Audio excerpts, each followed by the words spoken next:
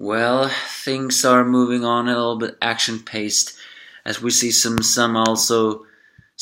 great more evolving, so to speak. Hi, for those who are watching, this is the Angry Anime Fan, the Despair Reviewer, and this is Fairy Tail Final Series, episode 34, I think. Either way, in this episode though, it began with the fact that Kagura couldn't overpower Lacrado Dragneel as he begins to once again do his torture. Elsewhere,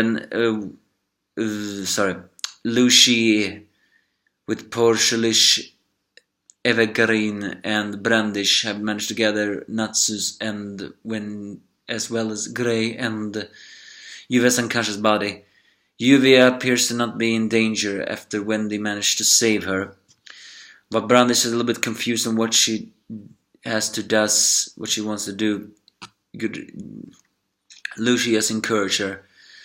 Then they begin to look at Natsu, saying that the tumor that was inside of him was not what Porcelain thought it was, when she's not sure what it is. It's then that Demara awakens and calls Natsu a demon.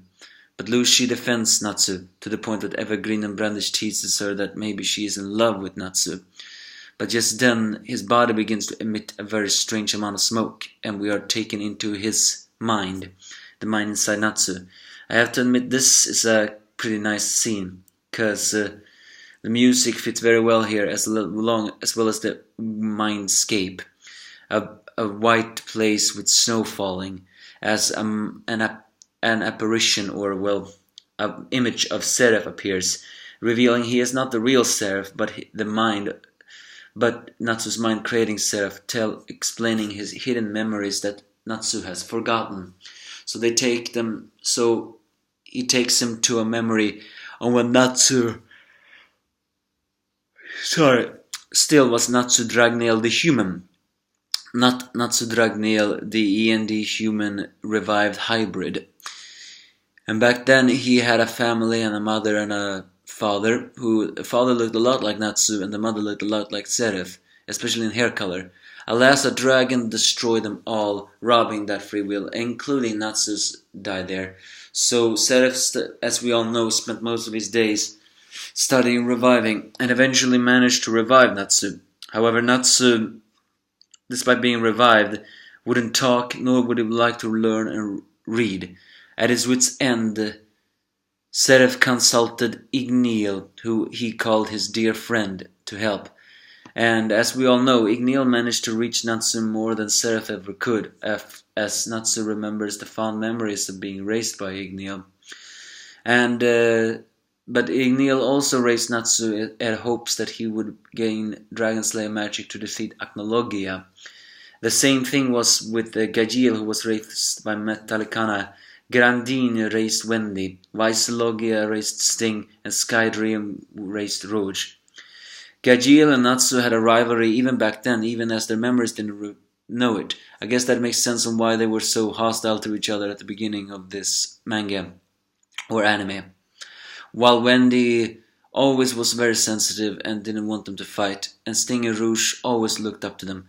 It's during this time, however, that the mind version of Seraph disappears and Sting appears instead, deciding to take him to the deeper parts of his memory. But then we're switching back to the outside, as Yukino is slowly being consumed by Lacrade. The real-life Sting finally appears as he challenges Lacrade, revealing that his white magic does not work on Sting, as he is a white dragon slayer. But then he really glares at Lacrade, demanding to know what he is, as he has a scent similar to Natsu, revealing that. And here he reveals something a little bit confusing, is that apparently relatives do not really have the same smell as their relatives, which contradict a little bit on how people smell. Is the fact it says that Natsu and Seraph smell doesn't smell the same. Although Lacrade says that maybe because he is also Natsu's child. And when I think about it, I think that is foreshadowing something. If you think about it, Natsu is the brother of Sereth, but he's also a demon. And Lacrade smells similar. Is that meant to symbolize something, perhaps? Either way, Sting fights off, but Lacrade pulls off another triumph card, the Hunger Famine, where everyone who is affected begins to hallucinate that they're seeing food, which is a pretty morbid scene if you ask me. Elsewhere, Rouge and Minerva are pretty drained, but Minerva volunteers to send Rouge to the field as she can barely move herself. Sting managed to get enough will to knock out his friends before he can fully eat them. As well as he says that he is going to deal with he's going to deal with Lacrade himself. It's then that Rouge appears thanks to Minerva's territory as she teleports Yukino away in exchange. Rouge gives him his Shadow Dragon Slayer power. As Sting eats it, he becomes the White Shadow Dragon Slayer, fusing his magic with Rouge's, proclaiming that he is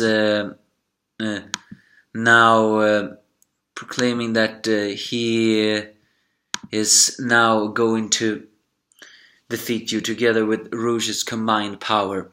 And this is actually a very odd twist, but also proving that the future really has changed. There are many people who didn't like the Grand Magic games. I mean, I got used to it, so I didn't mind it. But the thing is, there we saw a future version of Rouge who had devoured Sting's power, effectively becoming the Shadow White Dragon Slayer. Here it's the exact opposite. Here he becomes the White Shadow Dragon Slayer. I think that's a nice twist to show that the future has truly and utterly changed. That despair will not happen. Regardless, Sting proclaims to Lacrade with Rouge's combined power he will defeat him because he cannot stand the scent of Lacrade or his presence. But Lacrade says he still has one final power to do, the Eternal Rest, revealing that everyone will eventually fall to sleep, and that is why he can also defeat Acnologia. The episode ends there. I have to admit though, I really like this episode. The music hits well, the scenario of especially Natsu's mindscape also worked well. Although the fighting was still that bad animation, it's fairy tale, so you can always get used to it. But still, it creates a little bit more action pace of it all. And you could really see that Sting struggle against Lacrade despite having higher chance to defeat him than before. Lacrade is quite arrogant though, so we'll see what happens next. What is my biggest gripe of this episode? Well, the smell thing is a bit confusing, but it is what it is.